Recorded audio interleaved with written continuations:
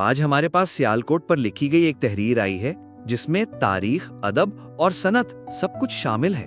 مواد بہت دلچسپ ہے۔ جی ہاں، لیکن چلیں دیکھتے ہیں کہ اس کی کہانی کو اور جاندار کیسے بنایا جا سکتا ہے۔ اچھا، تو پہلی بات یہ ہے کہ اس مواد میں ایک مربوط اور مرکزی بیانیے کی کمی ہے جو سیالکوٹ کے مختلف پہلوؤں کو ایک واحد پرکشش کہانی میں جوڑ سکے۔ یعنی سب کچھ ہے لیکن جڑا ہوا نہیں ہے۔ جی جب میں اسے پڑھ رہا تھا تو مجھے بھی یہی محسوس ہوا۔ جی ایک طرف آپ علامہ اقبال اور فیض کی عظیم شاعری کا ذکر کرتے ہیں، اگلے ہی لمحے کھیلوں کے سامان کی صنعت پر ایک تفصیلی کاروباری مضمون شروع ہو جاتا ہے۔ اور پھر اچانک ہم سکندر اعظم کے حملے کی تاریخ پڑھنے لگتے ہیں۔ بالکل، تو قاری کے ذہن میں یہ سوال اٹھتا ہے کہ آخر اس شہر کی اصل شناخت کیا ہے؟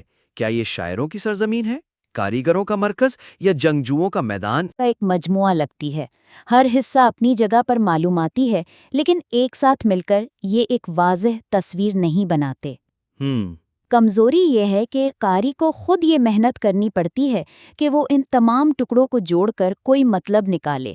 زیادہ تر قارئین سچ پوچھیں تو یہ محنت نہیں کریں گے۔ وہ الجھن کا شکار ہو کر دلچسپی کھو دیں گے۔ تو پھر اس کا حل کیا ہے؟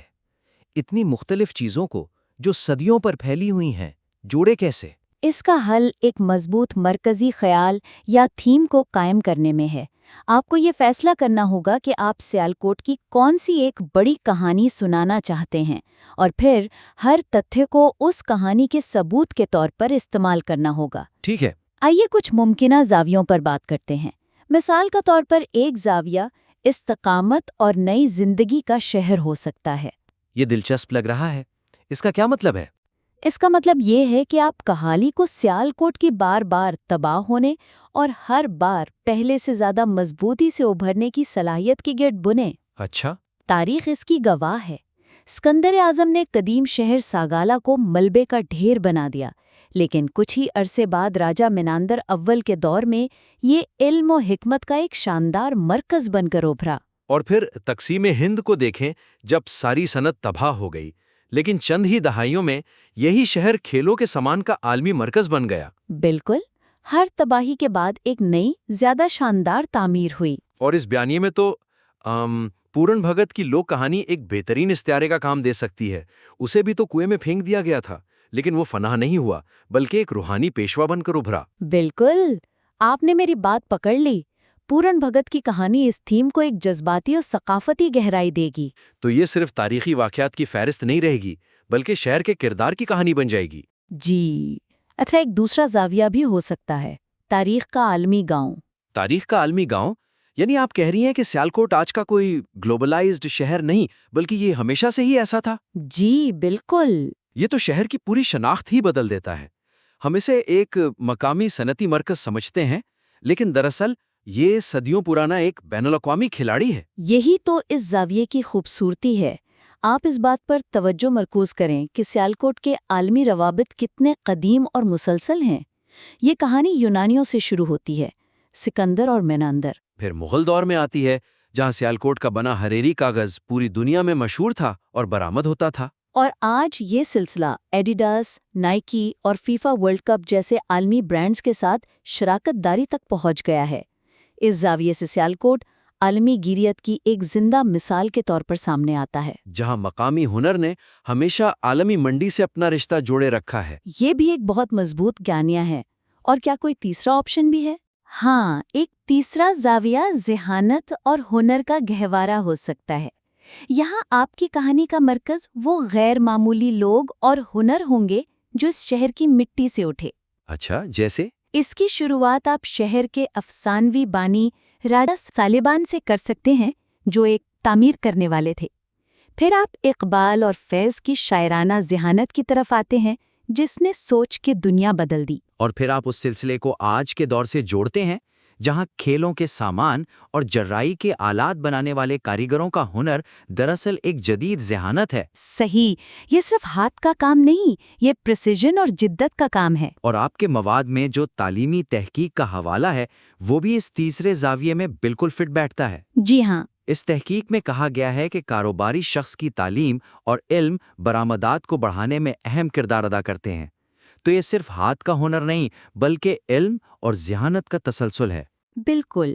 تو ان میں سے کوئی ایک مرکزی خیال منتخب کرنے سے آپ کے مواد کو ایک سمت اور گہرائی مل جائے گی۔ پھر ہر تتھیہ، چاہے وہ تاریخ کا ہو، ادب کا یا صنعت کا، اس ایک بڑی کہانی کو مضبوط کرنے کا کام کرے گا۔ نہ کہ قاری کو الجھانے کا۔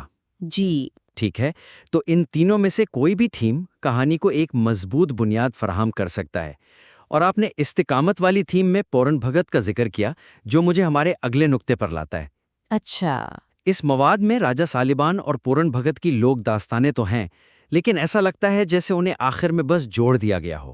راجہ سالیبان اور پورن بھگت کی لوک داستانوں کو شہر کی وسیع تر تاریخ اور شناخت سے مؤثر طریقے سے نہیں جوڑا گیا، جس کی وجہ سے یہ ایک الگ تھلگ کہانی محسوس ہوتی ہے۔ ہاں، پورن بھگت کی کہانی ایک دلچسپ قصے کے طور پر تو بیان ہوئی ہے، لیکن اس کی علامتی اہمیت پر کوئی بات نہیں کی گئی۔ کہانی یہ سوچتا رہ جاتا ہے کہ اس قدیم دکھ بھری کہانی کا آج کے صنعتی ترقی کرتے ہوئے سیالکوٹ سے کیا تعلق ہے؟ یہ مواد کے آخر میں ایک خوبصورت لیکن غیر ضروری ضمیمہ لگتا ہے۔ صحیح کہا، بالکل ایک ضمیمہ کی طرح، نہ کہ اس کی بنیاد کا حصہ۔ آپ نے بالکل صحیح کہا۔ کمزوری یہی ہے کہ ان کہانیوں کو محض قصے سمجھا گیا ہے، اینک نہیں۔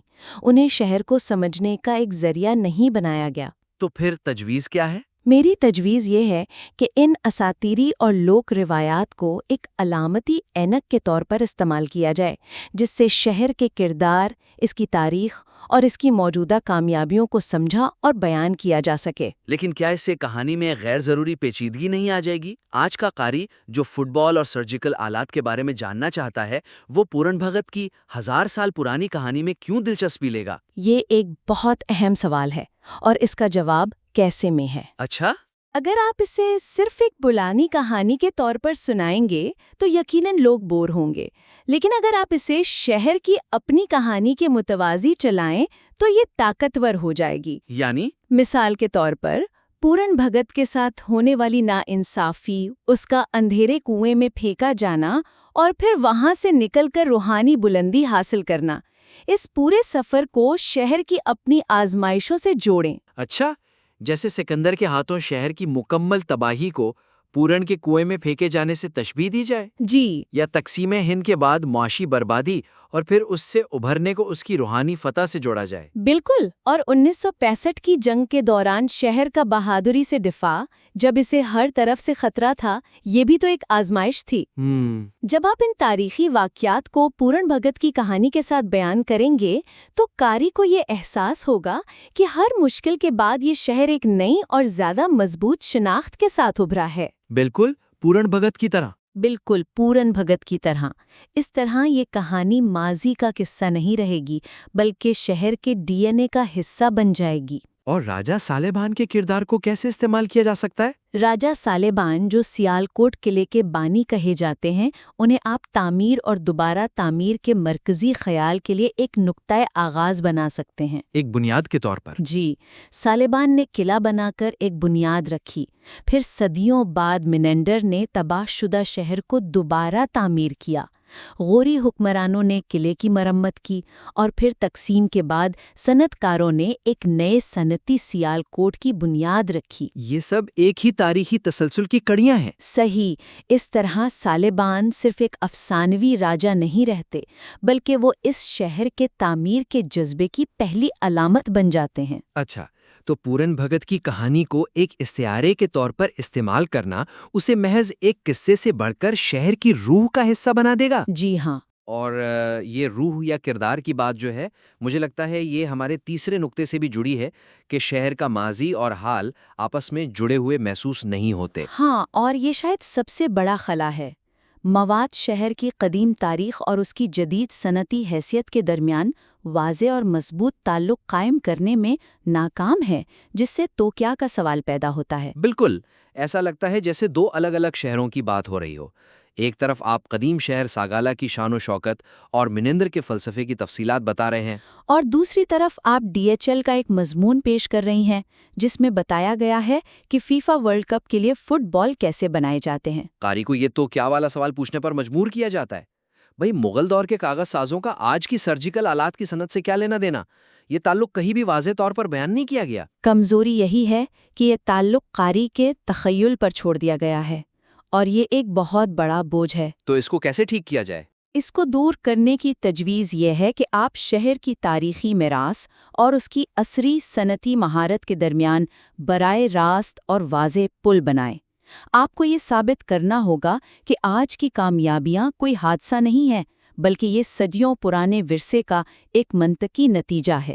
اس پل کو بنانے کے لیے کچھ ٹھوس مثالیں کیا ہو سکتی ہیں؟ بہت سی مثالیں موجود ہیں۔ پہلی مثال، مغل دور میں سیالکوٹ اعلیٰ معیار کے خریری کاغذ بنانے اور دھات کے کام کے لیے مشہور تھا۔ یہ ہاتھ کا ہنر تھا۔ ٹھیک ہے۔ اب آپ اسے آج کے دور سے جوڑیں۔ DHL کے مضمون میں واضح طور پر بتایا گیا ہے کہ سیالکوٹ کے فٹ بال کے معیار اور پائیداری کی سب سے بڑی وجہ ان کی ہاتھ سے سلائی ہے۔ اچھا۔ آپ یہ دلیل دے سکتی ہیں کہ یہ صدیوں پرانے ہنر کا ہی جدید تسلسل ہے۔ جن ہاتھوں میں صدیوں سے نفاست اور کاریگری ہے، وہی ہاتھ آج دنیا کا بہترین فٹ بال سی رہے ہیں۔ واہ، یعنی جو ہاتھ مغل دور میں کاغذ بنا رہے تھے وہی ہنر آج فٹ بال سی رہا ہے۔ یہ تو ایک سیدھی لکیر کھینچنے والی بات ہے۔ جی، یہ صرف تاریخ نہیں، یہ ایک زندہ روایت ہے۔ صحیح۔ دوسری مثال، آپ قدیم سگالا کا ذکر کریں، جو راجہ منندر کے دور میں ایک خوشحال تجارتی مرکز تھا، خاص طور پر ریشم کی تجارت کے لیے، جس کے روابط پوری دنیا سے تھے۔ اور اس کا موازنہ آج کے سیالکوٹ سے کریں جو سالانہ $900 ملین سے زیادہ کی برآمدات کرتا ہے۔ بالکل، اس طرح آپ یہ دکھا سکتی ہیں کہ آج کی تجارتی کامیابی کوئی نیا واقعہ نہیں، بلکہ یہ 2000 سال پرانی بین الاقوامی تجارت کی کہانی کی تازہ ترین کڑی ہے۔ شہر کا کردار ہی عالمی تجارت کا ہے، اور وہ جو تعلیمی مقالہ MPRA پیپر ہے، اس کے نتائج کو بھی تو اس تعلق کو مضبوط کرنے کے لیے استعمال کیا جا سکتا ہے۔ یقیناً، وہ مقالہ تو جیسے اس دلیل کے لیے ہی لکھا گیا ہے۔ مقالہ بتاتا ہے کہ سیالکوٹ کی کاٹیج انڈسٹری میں دستی مہارت مرکزی حیثیت رکھتی ہے، اور زیادہ تر کام آج بھی گھروں میں ہوتا ہے۔ اچھا، اب اس نقطے کو آپ تاریخ سے جوڑیں۔ مغل دور میں کشمیر سے ماہر کاریگر سیالکوٹ میں آ کر آباد ہوئے تھے، جنہوں نے شہر کو ہنر کا مرکز بنایا۔ یہ ہنر نسل در نسل خاندانوں میں چلتا رہا، گھروں میں سکھایا جاتا رہا۔ اور آج بھی وہی ماڈل چل رہا ہے؟ جی، تو اس سے یہ ثابت ہوتا ہے کہ آج جو ہاتھ کا ہنر عالمی منڈی میں راج کر رہا ہے، اس کی جڑیں کئی صدیاں پرانی ہیں، اور اس کا تسلسل خاندان اور گھر کے نظام میں پوشیدہ ہے۔ اس طرح ماضی اور حال ایک دوسرے سے جڑ جاتے ہیں اور کہانی مکمل ہو جاتی ہے۔ بالکل۔ تو آج کی گفتگو کا خلاصہ یہ ہے کہ آپ کے پاس سیالکوٹ کے بارے میں ایک غیر معمولی اور بھرپور مواد موجود ہے۔ یہ ایسا ہے جیسے کسی نے بہترین اور نایاب مسالے اکٹھے کر لیے ہوں۔ اب بس یہ طے کرنا ہے کہ ان سے کون سی شاندار ڈش تیار کرنی ہے۔ جی، اور اس ڈش کو تیار کرنے کی ترکیب 3 حصوں پر مشتمل ہے۔ سب سے پہلے ایک مرکزی بیانیہ منتخب کریں، چاہے وہ استقامت اور نئی زندگی کی کہانی ہو، عالمی روابط کی یا ہنر کے تسلسل کی۔ اس سے آپ کی تحریر کو ایک واضح سمت ملے گی۔ دوسرا، پورن بھگت جیسی لوک داستانوں کو صرف گارنش کے طور پر استعمال نہ کریں، بلکہ انہیں مرکزی مسالے کے طور پر شامل کریں۔ انہیں محض کہانی کے طور پر نہیں بلکہ شہر کی روح اور کردار کو سمجھنے کے لیے ایک علامتی کلید کے طور پر استعمال کریں۔ اور آخر میں سب سے اہم قدم، شہر کے شاندار ماضی اور اس کے کامیاب حال کے درمیان واضح ربط قائم کریں۔ قاری کو دکھائیں کہ کس طرح صدیوں پرانی کاریگری، تجارتی جذبہ اور علم کا ورثہ آج کی عالمی صنعتی کامیابی کی بنیاد ہے۔ یہ ثابت کریں کہ سیالکوٹ کا آج اس کے کل سے پیدا ہوا ہے۔ ان تجاویز پر عمل کرنے کے بعد جب آپ کا مواد نئی شکل اختیار کر لے تو ہمیں اسے دیکھنے میں بہت خوشی ہوگی۔ اسے دوبارہ ہمارے ساتھ ضرور شیئر کیجیے گا۔